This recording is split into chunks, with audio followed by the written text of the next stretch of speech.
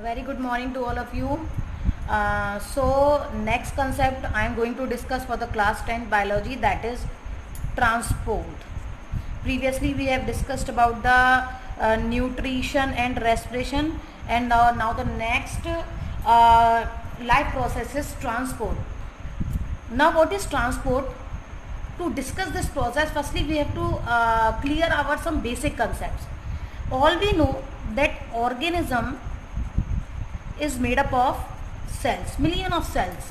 Some are unicellular, so they are made up of only single cell, and different type of organism which are made up of cells. It means the basic is that we all are made up of cell or cells. As we know, by the process of nutrition, our body, our cell get the digested food. Our body requires oxygen.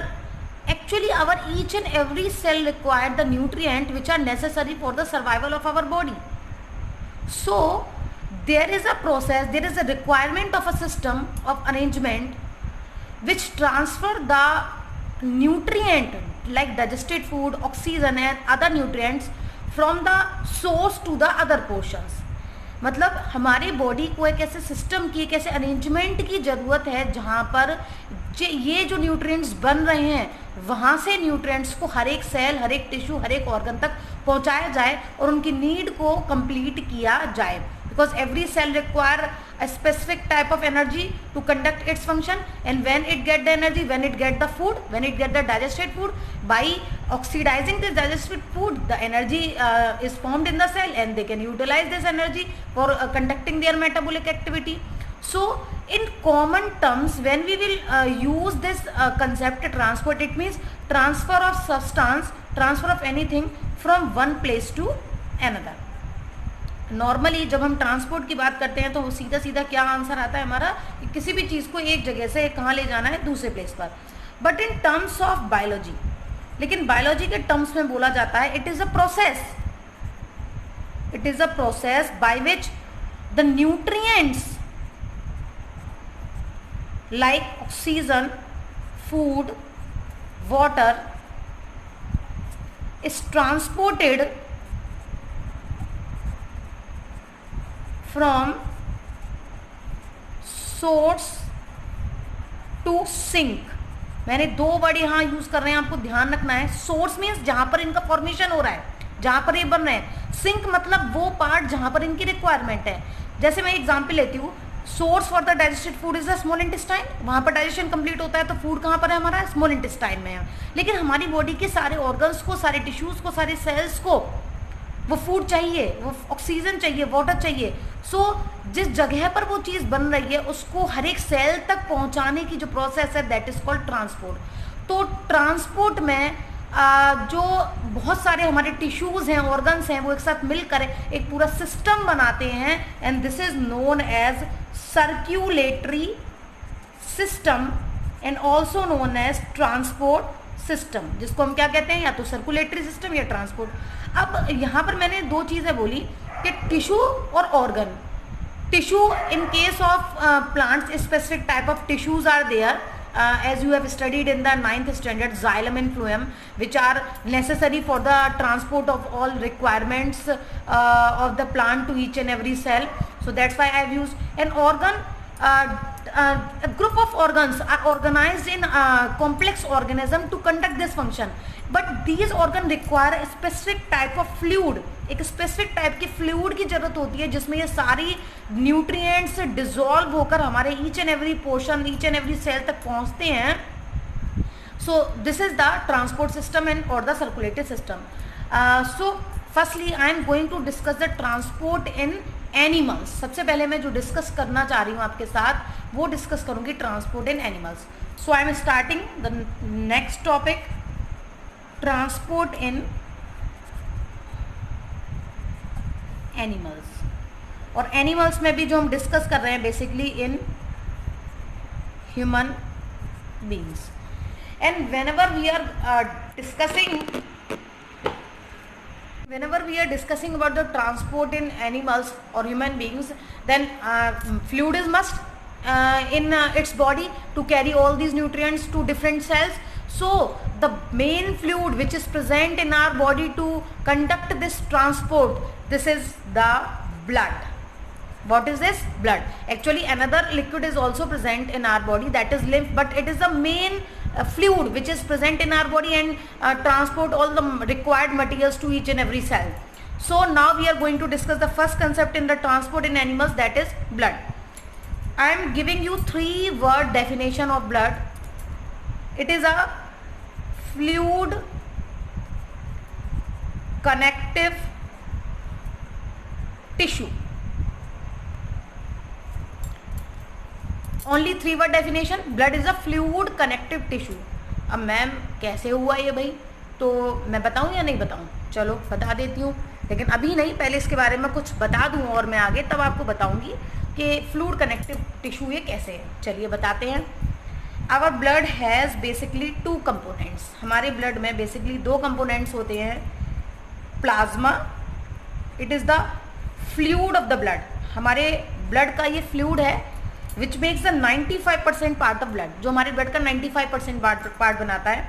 And the corpuscles, और you can say the cells which are immersed, which are floating in this fluid, जो इस fluid में float करती हैं, वो सारी sales हैं और कॉर्पस्कल्स हैं. They make the 5% part of blood, ये 5% पार्ट बनाती हैं. Now there are 3 type of corpuscles in blood. 3 तरह की कॉर्पस्कल्स हैं ब्लड में. First are the red blood cells, second are the white blood cells, and third are the platelets. Third होती हैं बेटा प्लेटलेट्स. अब हम बताएंगे डेफिनेशन कैसे बनी. Plasma, it is a fluid, it means blood can flow. Connective tissue, tissue means the group of cells. 3 cells are there, RBCs, WBCs and platelets. These or 3 cells commonly make the tissue, and they are connected together and floating in a liquid. That's why these are connective tissue. Fluid क्यों है? क्योंकि plasma है, इसके अंदर flow कर सकता है. Connective क्यों है? All the cells are connected together with the help of plasma. Tissue क्यों है? Because 3 cells are combined together to make a tissue. That's why it is known as fluid connective tissue. Now I am going to discuss the all components of blood one by one. Okay. Firstly, we will discuss the first component of the blood, that is plasma. It is also known as fluid matrix or tissue fluid. Fluid matrix भी बोलते हैं बेटा और tissue fluid भी बोलते हैं. कितना % part बना रहा है ब्लड का हमारा? 95% पार्ट. और प्लाज्मा में भी 90% प्रेजेंट होता है वाटर. दैट्स वाई इसकी कंसिस्टेंसी कैसी है? फ्लूइड वाली कंसिस्टेंसी है, फ्लो कर सकता है. And remaining 10% are the proteins, digested food, some waste materials and some ions. These are present in the 10% part. In some books you can study that 95% water is present and 5%, doesn't matter, it varies, but actually 90% water is present and 10% is proteins and digested food are present. And in this fluid, in this plasma, all the 3 cells, RBCs, WBCs and platelets are floating in it. That's why it is known as fluid matrix or tissue fluid. Tissue क्यों बोला? क्योंकि इसमें cells flow कर रही हैं. That's why it is a tissue fluid. So it is the main part of the plasma in which all the nutrients dissolve and transfer from the source to sink, transfer from the one place to another. Now I am going to discuss the next component, corpuscle, and the first corpuscle is RBCs, red blood cells. These are also known as erythrocytes. Okay, RBCs, these are circular in shape, or you can say like biconcave in shape. Okay, they have a special pigment known as hemoglobin. Hemo means red color, पहले ही बताया था. Globin means protein. It means it is a pigmented protein, colored protein. That's why because of the presence of this haemoglobin our blood is red colour fluid. हमारा ब्लड कैसा है? Red colour का fluid है.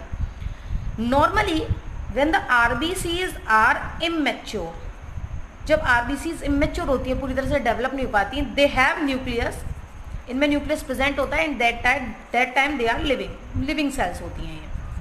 But after maturation, जब ये mature हो जाती हैं, they become enucleated. Enucleated means their nuclear become disappear. इनका न्यूक्लियस नहीं होता and they become dead sales.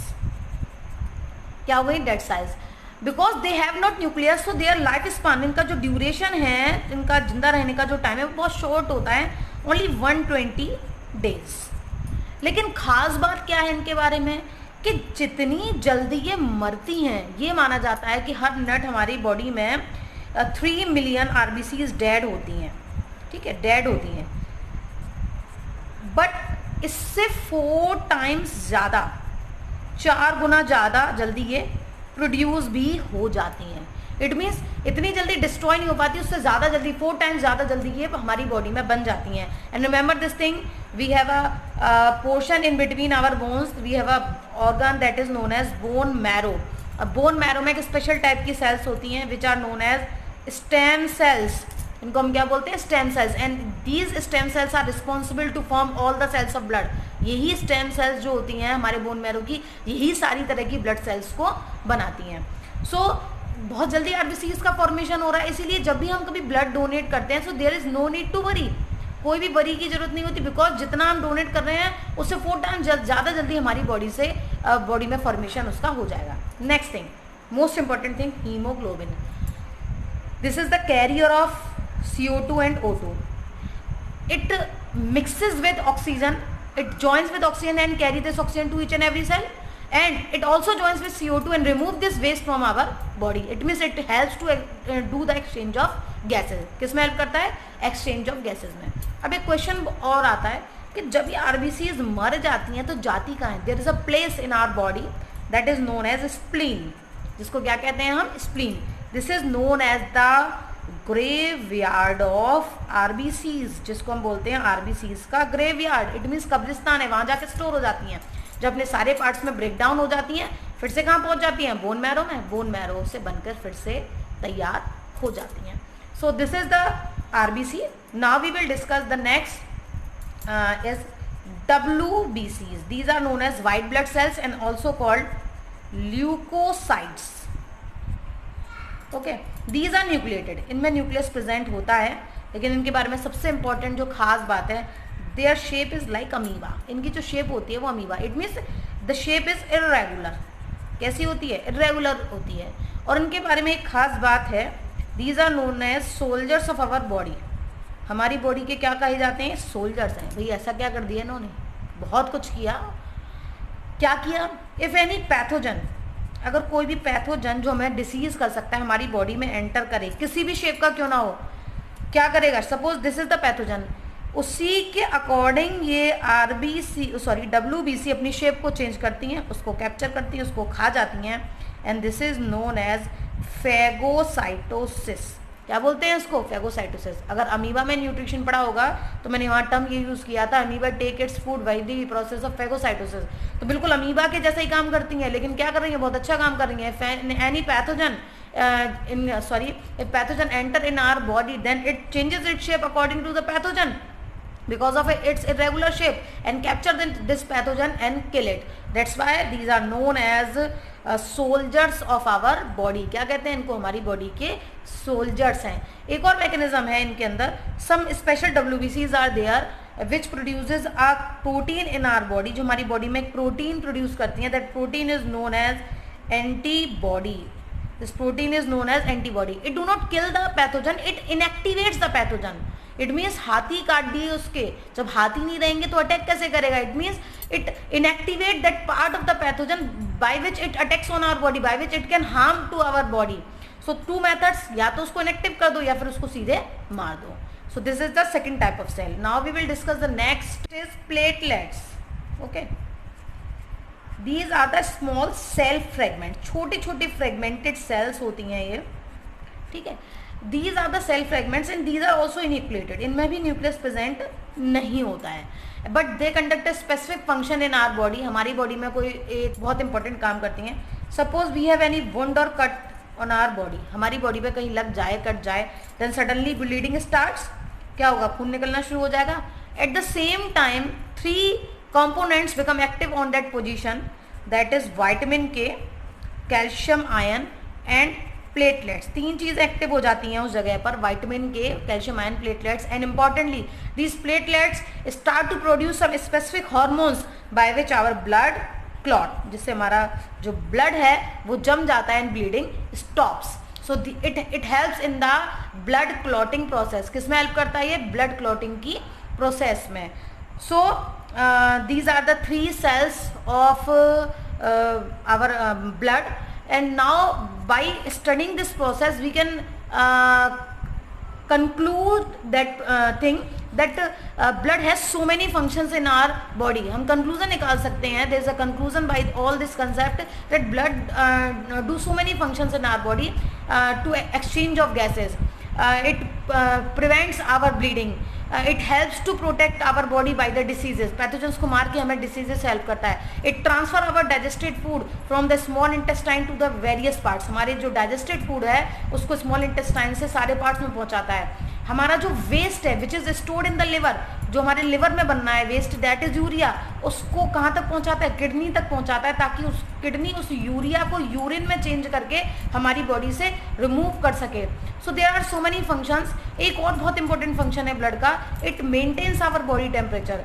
As you know that we are warm blooded organism. क्या है? हम वार्म ब्लडेड ऑर्गेनिज्म है. Warm blooded means our body temperature is constant. We have the constant body temperature 37 degree Celsius. So this temperature is maintained by the body fluid, that is blood. So it conducts so many functions in our bodies. That's why it is very important for our body.